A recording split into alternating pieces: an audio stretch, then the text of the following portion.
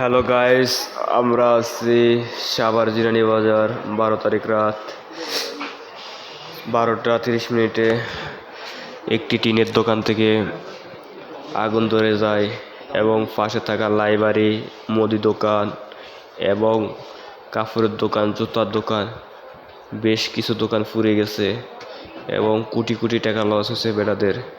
দেখেন আপনারা আগুনের কত তাপ এবং ভয়াবহ আগুন লাগছে এবং পাশে যারা দোকানদার আছে তারা খুবই চিন্তিত। তারা দোকানের মালটা সরাই ফেলছে এবং আপনারা দেখতেছেন পাশে আরও কাপড়ের মার্কেট আছে, তারাও খুবই চিন্তার জন্য কারো মাল বস্তা করে রাস্তায় আনি রাখতেছে এবং দেখতেছেন যে আগুনের কি তাপ। আপনারা দেখতেছেন ফায়ার সার্ভিসের 5টি ইউনিট আইসা আগুন রাত 3টা বাজে নিয়ন্ত্রণ করছে।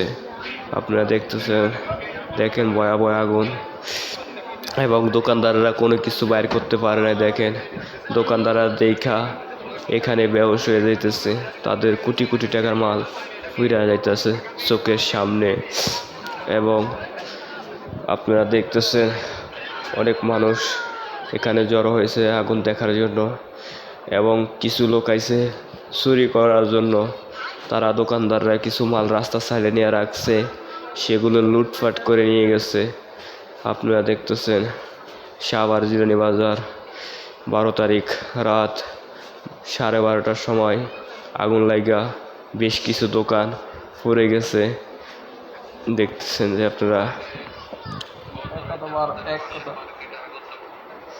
আপনারা সবাই দোকানদারের জন্য দোয়া করবেন, যাদের দোকান পুড়ে গেছে তাদের জন্য দোয়া করবেন, আল্লাহ যেন তাদেরকে আবার